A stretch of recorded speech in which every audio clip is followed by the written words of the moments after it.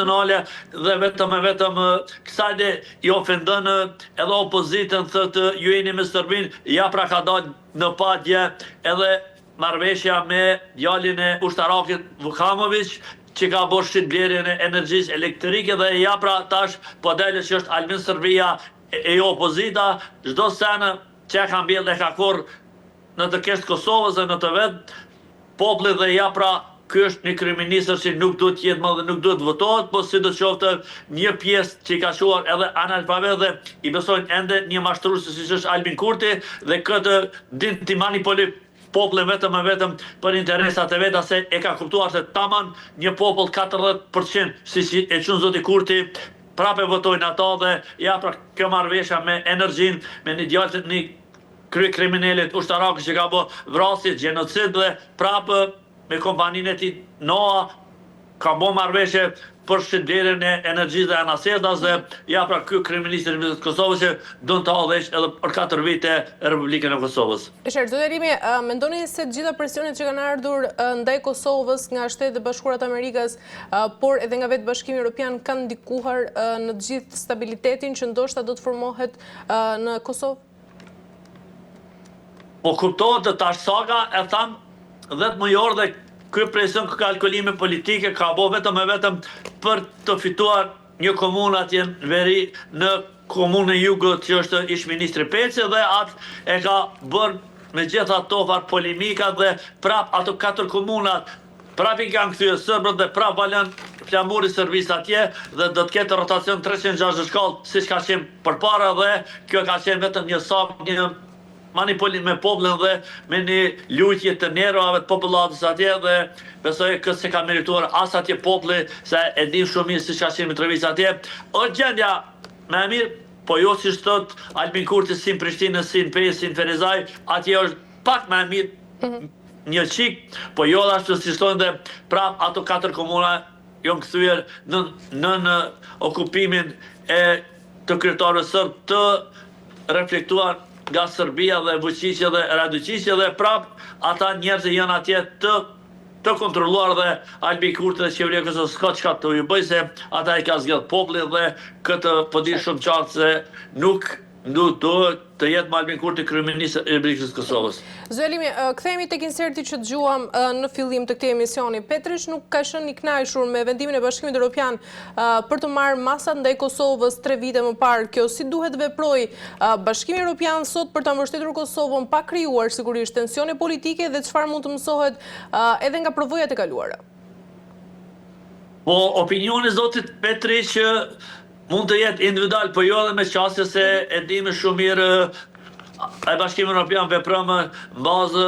jo të standardet të njashme apo inate politike, po e ka pa një regres qoftë mes raport Kosovës dhe Serbisë. Albin Kurti i ka penguar ato politikat e Bashkimit Evropian dhe shëbave, e dim shumë mirë edhe reagimin e Shtetit Amerikan kundër Kosovës dhe kundër kryeministit Albin Kurti dhe unë nuk moj ta komentoj vendimin apo intervistën e zotit Petrish, po unë i komentoj vendimet e Bashkimit Evropian që është një organ që merr vendimi jo ad hoc, po në bazë vlerësimit të situatës momentale dhe raporteve mes Kosovës dhe Bashkimit Evropian dhe shtetet veçine dhe sidoqoftë ne dim kush është armiku shokollor, është Serbia e Vučićit, po do të gradualisht me një armik shokollor duhet i qetësojmë ato raporte dhe duhet i rregullojmë jo me kryenesi, jo me populizëm siç ka bëu Albin Kurti, po duhet të ecëm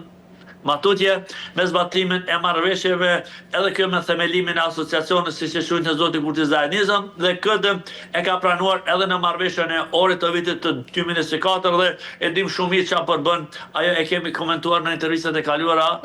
qa është ai marrëveshja orit, po sidoqoftë tash është Albin Kurti që duhet të zbatojë dhe duhet të themeloj Zajanizën apo asociacionin e shumicës serbe. Zoti Rimi, nga ana tjetër, çfarë lloj qasje mund të funksionojë për uljen e të gjitha tensioneve në Ballkan dhe a ka modele të suksesit nga rajone të tjera që mund të shërbejnë edhe si shembull për stabilitet dhe jo vetëm në Kosovë, por edhe në gjithë Ballkanin? Po zona Zanele, sukseset mund të vinë vetëm me zbatimin e të gjitha marrëveshjeve dhe me presione përsëris sa herë, presionin e amerikanëve dhe evropianët qoftë të zotit Kurti dhe Aleksandr Vučići dhe të ulën sa më shpejt në çështjen e bisedimit dhe të filloj zbatim i të gjitha marrëveshjeve. Së pari edhe nga Serbia, po edhe nga Kosova dhe ka besoj shumë modalitete dhe vetëm me marrëveshjet ato që kanë nënshkuar mund të vitë një paqe përfundimtare dhe ato që kanë në tavolinë duhet t'i zbatoj edhe Serbia dhe Kosova dhe paqja është aty në çështjen e tavolinës aty në marrëveshje dhe besoj në qoftë se ka modifikime dhe mund të lindë ndonjë ide gjatë bisedimit, janë të mirë se ardha, ato e dinë shumë i Bashkimit Evropian dhe Shërbatje, njëherë për gjithmonë të kryet çështja Kosovë-Serbi dhe të jetë Ballkani i qetë dhe mos ketë lufta, se e dim shumë mirë lufta në Ukrainë që sa vit atje dhe me çdo formë mundohet ta zgjeroj luftën qoftë në Kosovë, qoftë në Maqedoninë e Veriut, apo në Malin e Zi, po ishim përpjekje të jo të suksesshme, ishte mirë dhe SBA e ka në kontroll gjithë minë Ballkanin Perëndimor dhe nuk lejon hapjen e zarrit se kjo i komonon vetëm Serbisë dhe Rusisë dhe të kthej atë paktin e Varshavës siç e ka pasë qasjen në kokë Rusia, pse jo edhe Serbia për një Serbi të madhe, po ajo politik ka vdek njëherë për gjithmonë dhe nuk mund të kthehet dhe vetëm me qetësimin e Ballkanit dhe zbatimin e marrëveshjeve mund të vijë paqja njëherë për gjithmonë mes Kosovës dhe Serbisë. Zoti Elimi, kemi pasur një tjetër deklarat nga eksperti amerikan Charles Kupchan nga Këshilli për Marrëdhënie me Jashtë, ku thotë se situata në Ballkanin Perëndimor vazhdon të mbetet e ndërlikuar dhe e paqëndrueshme dhe thekson se prania e Shtetet Bashkuara të Amerikës është thelbësore për sigurinë dhe stabilitetin e rajonit, por antarësimi i Kosovës në NATO mbetet i pamundur pa normalizimin e marrëdhënieve me Serbinë. Cilat janë hapat konkrete që Kosova duhet të ndërmarrë për të avancuar në dialogun mes Kosovës edhe Serbisë dhe për të krijuar edhe kushtet për integrimin? Po vlerësimet e Amerikanit janë shumë të qarta dhe shumë të saktë. Kosova është një stabilitet falë SBA-ve që është me KFOR-in dhe ushtarët amerikanë dhe gjithë kontingjentet të tjerë që e bujnë një siguri të rregullueshme dhe policinë e Kosovës dhe tash edhe me formimin e ushtrisë i dim kapacitetet e ushtrisë Kosovës dhe është ai 10 vjeçari që duhet të forcohet me kapacitetet ushtarake dhe njerëzore FSK-ja dhe pse jo edhe sa më shpejt FSK-ja të rry kufit e vetë, po ajo kohë është me kohën dhe step by step dhe unë shpresoj ai vlerësimi amerikanët është shumë i qartë dhe nuk do në komende, do të vetëm investime kapitale, jo inate politike të bashkohet edhe politika kosovare të bëhen bashkë dhe kundër një armiku shokullor të dalin të bashkuar dhe jo për inate politike dhe për kalkulim politike, do gjendja të vlerësohet drejt dhe mirë dhe mos bëhet avija e gjendje se gjithë amerikanët nuk na arrijnë. Kosovë duhet t'i bojmë forcat tonë sigurisht që kemi policinë të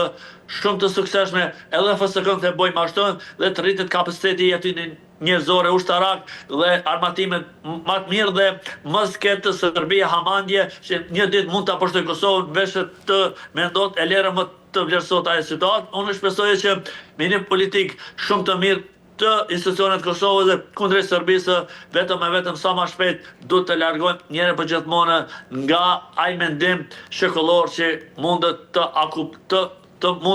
të rimar apet Kosovën, ai punë njëherë për gjithmonë ka vdek dhe nuk besoj që